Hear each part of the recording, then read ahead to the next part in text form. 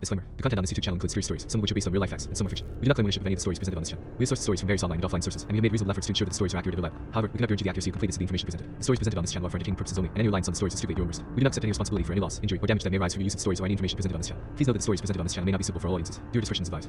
Welcome to Demonic Diaries, the YouTube channel where we explore the darkest corners of the human mind. Join me, your host, as I delve into the pages of terrifying tales and haunting stories. From the depths of hell to the darkest depths of the human psyche, we'll be your guide through the most bone-chilling and spine-tingling stories that will keep you up at night. So buckle up and prepare to be scared, because on Demonic Diaries, every story has a dark side. Don't forget to hit the subscribe button and ring the bell to be notified of new videos. Let's get started. Number 1. I, 29F, grew up in a nice suburban neighborhood. I lived in the same house my entire childhood, and only left once I moved out as an adult. I always felt safe, leaving our doors unlocked, window open, going for late-night walks as a teen. I was around 17 when I noticed strange things started happening around my house. My house was also haunted, so weird noises and things moving on their own were not a new thing. This is probably why I and my family dismissed my experiences for too long. As a teen, I worked at a movie theater, and I did not work until the afternoon and would get off very late at night. I turned into quite the night owl, and it was normal for me to stay awake until about 3 in the morning. It started off as my dog reacting to things outside. I would peek outside my window and I would never see anything, so I assumed my dog was just hearing noises and overreacting. Not too long after this started, I was outside and noticed there were handprints and a mark between them on my window as somebody was pressing their forehead against the glass. At the time I just dismissed it. I had plenty of friends coming in and out of my house, and they would knock on my window sometimes as they arrived. My window was by the driveway as you walk to the front door. The weird thing is that this window is very large. The window would start about 3 feet from the ground, and went at least 8 feet high, and was about 4 feet wide, one-story house. The forehead and hand marks were at least 5 feet high from the ground. I definitely did not have any friends who were that tall, and everyone in my family is less than 5'6". Soon after that, I woke up around 5 in the morning to my car alarm going off. Again, I did not think anything of it and dismissed the situation.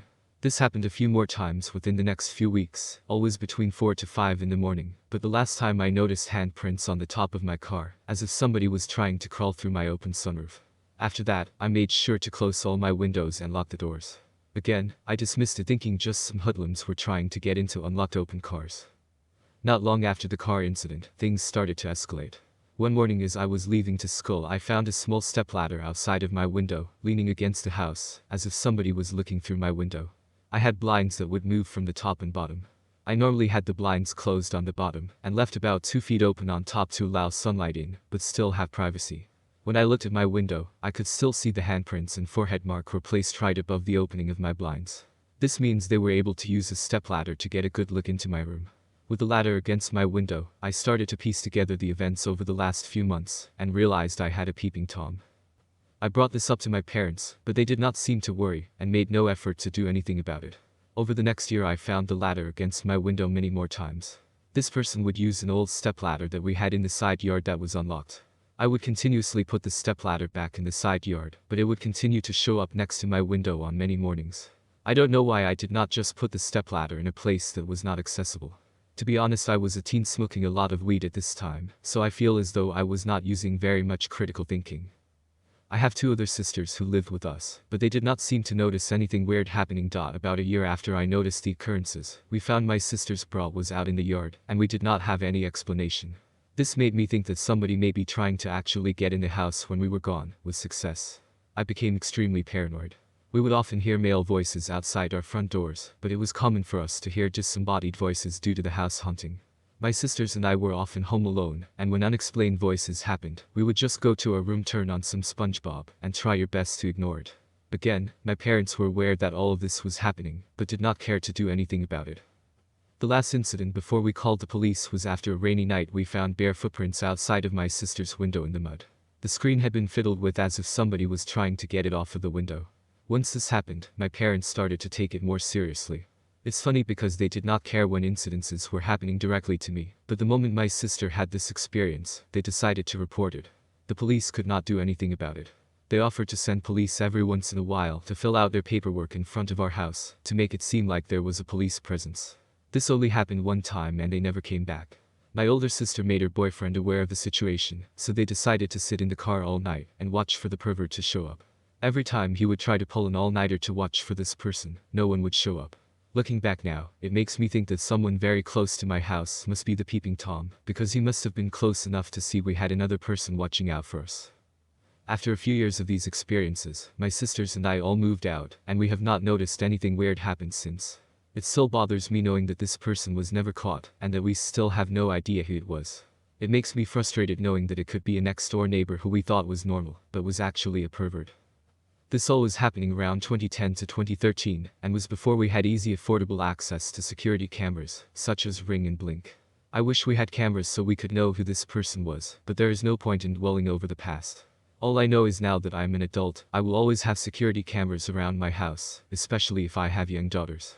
I have also bought my parents some security cameras, they still live in the house. Maybe one day those cameras will catch the peeping Tom, but I don't think he will come back now that my sisters and I are all moved out. Number 2. I first heard her voice when I was 12. The blistering summer heat beat down relentlessly on my friend Amy and me. It was only a short walk from the park to Amy's house, yet we panted and gasped with every step. It didn't help that we had spent the last of our money not on drinks, but on cloyingly sweet candy that popped in your brain and stuck your jaws together. The woman who pulled up behind us in the silver car could not have been more of a welcome sight. As she spoke about the event currently happening at the youth center, with drinks and chocolate and a DJ and boys, I was skeptical. Not of her motives, but of how hard she was trying to make it sound cool. It was probably full of losers. Or maybe there would be no boys there at all. But she was offering us a ride in an air-conditioned car, and, if nothing else, the youth center was closer to Amy's house. Our mothers had lectured us on stranger danger countless times, but it never once occurred to us that this woman counted as a stranger. We had been warned of middle-aged men with vans full of puppies. Not young pretty youth workers with blonde highlights and a clutch bag. To be honest, my hand was already on the car door handle when I heard it. Walk away. Go home. Onto the main road. No shortcuts. The voice was stern, like a parent, yet also sweet. Hearing it made the back of my neck tingle. I knew immediately the voice had come from inside my head, and I wasn't afraid of it at all. I trusted it completely. I tried to drag Amy away, but she fought back against me. She said I was being weird and embarrassing her, that I should just get in the car. I'd like to say I fought hard to get her to come with me, but I don't think I really fought hard enough. I was angry that she called me weird when I was just trying to help. So off she went in the car with the woman, and I soldiered on by foot. Everyone said Amy was lucky. She was found 3 hours later, physically unharmed. When I told my parents about the guardian angel I heard in my head, they tried to tell me that it was my own brain, and congratulated themselves on raising a sensible daughter. They didn't understand. There was nothing sensible about me at all. I'd been ready to go with the woman, and there was not a doubt in my mind. Amy didn't want to be my friend anymore. She thought I had abandoned her. She wouldn't tell me what happened in those few hours, but I knew that it was scary, and that she thought she was going to die. I would never say this to her, but I felt such pity for her, because evidently, she didn't have a guardian angel of her own. My guardian angel popped up again every now and then through my life, more regularly during my young, wild days, and decreasingly so as I became a mature, boring, risk-averse adult. There's a saying, it never rains, but it pours. And for me, it poured indeed. In the space of 3 months, my boring, adult life fell apart around me. My husband's affair blindsided me, and overnight, the man I had loved for all those years vanished. I had expected him to grovel and cry and ask for forgiveness, and I considered that maybe, once he's suffered enough, I'd grant it. But no. That never happened. His affair being exposed was a weight off his shoulders, and now he realized what he really wanted, to pursue a new life with his mistress. My daughter, who I'd always been exceptionally close with, blamed me for her dad leaving and took every opportunity to tell me how much she hated me, until eventually she decided to go and live with him instead. I lost my job, my mother became very sick, and the roof started leaking during the wettest month of the year. Yep. It was a bad 3 months. I started drinking more than before, and somewhere along the way I stopped brushing my teeth and getting dressed every day. I started hearing my guardian angel more, and it was the only thing that kept me going. It was like a silver lining. To be truthful, I would sometimes behave recklessly in the hope of hearing her voice again. Knowing she was watching over me stopped me from feeling so lonely, and it began to occur to me that my guardian angel was now my only friend in the world. Sometimes, when the drunken or emotional haze would descend, her voice would kind of fade into the background. That's what happened on the day I died. I wouldn't go into details of what happened, only that I either couldn't or wouldn't listen to her quickly enough, and I ended up clinically dead for a minute and a half. There were no pearly gates. No fiery pits. No dreams. There was nothing. It was like I blinked and then when I opened my eyes again, I had been resuscitated, brought back from the dead. Since then, my guardian angel has changed. Her warm, comforting voice is now cold and sharp. Instead of keeping me safe, she just screams and screams, as if she's in pain. I have tried to speak with her, to find a way to help her, but I get nothing back. I have tried to ignore her, to push the voice away, but it just gets louder and louder. There's another thing too. I can see her now. I see her behind my reflection. At first glance, my reflection looks just like me, but as I look closely, I see these cold black eyes. And as she screams, this thick black ooze streams out of them. Her gray, leathery skin peels off in clumps, and she claws at her own face with long, sharp talons, ripping the skin away. I have tried to cover up all of the reflective surfaces in my house, but now I have started to see her whenever I close my eyes. I've been so scared to close my eyes that I haven't been sleeping, and I'm scared to even blink for a second too long. I finally slept last night. I was too exhausted to keep it up any longer. When I woke up, my own skin was peeling off and thick black liquid was coming out of my eyes. I can see her in the corner of my eye right now, and each time I look at her, she gets closer. Please help. I think something is wrong with my guardian angel, and I think there is something wrong with me. Number 3.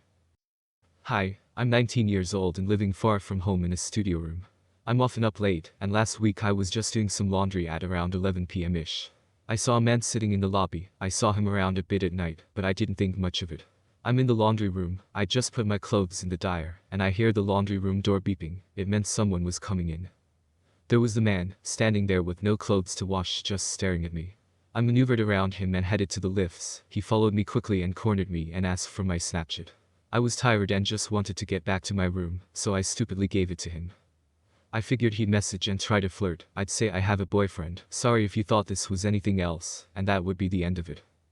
Anyway, he starts messaging me. It's kind of normal. Then he starts saying weird stuff like I saw you a month ago, and I was impressed. I've been visiting a friend and staying here, and I've been watching you. I noticed that you come out mostly at night. He told me that he and only visiting for 5 more days. Then it gets worse. He says, I love you, I can't help it. And then I say I have a boyfriend. He says, I only want you, and continues to completely ignore that. He asks to come to my room and I said no. Then he wanted a hug. He asked me if I lived alone and if I was a virgin. He kept saying he loved me, and that I was perfect for him, that I impressed him. At that point I recorded all the messages on Snapchat, spoke to him a little bit more to gather evidence, so that I could take it to reception in the morning. He's been watching me for a month. I got my guy friend who lives on the 2nd floor to walk me down to the laundry room. We sat in the student lounge area, and my friend calmed me down. I was shaking with adrenaline and fear. We saw him around the laundry room again looking for me, but luckily I'd already picked it up. I run back to my room and my friend says that I can stay in his room, but I said it's okay, I'll just lock my door. It's about 1 a.m. and I hear someone outside my room trying to get in. I asked my friend if he's outside my room and he said no, so I just froze. I didn't want to make a sound. I felt sick to my stomach and helpless. Eventually it stopped and whoever it was went away. In the morning I reported this to reception, and then went to stay a few days with my boyfriend. Then after went to London to visit a friend, and last night was the first time I'd spent a night in my room since this happened. I'm very paranoid now. Sadly I should probably be used to this. It's not the first time I've been sexually harassed. One guy tried to kiss me in a club by grabbing my head, and a bunch of other things have happened that I won't go into here. But anyway, I'm terrified to go outside my room after dark. I'm constantly looking over my shoulder and feeling paranoid. Thanks for tuning in to Demonic Diaries, where we explore the darkest corners of the human psyche. Stay tuned for more spine-tingling tales, and don't forget to keep the lights on. Until next time, stay safe, stay curious, and embrace the darkness.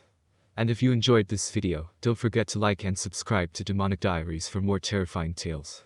Your support helps us bring you more hair-raising content, so be sure to hit that notification bell to never miss an upload. Thank you for watching, and we'll see you in the next video.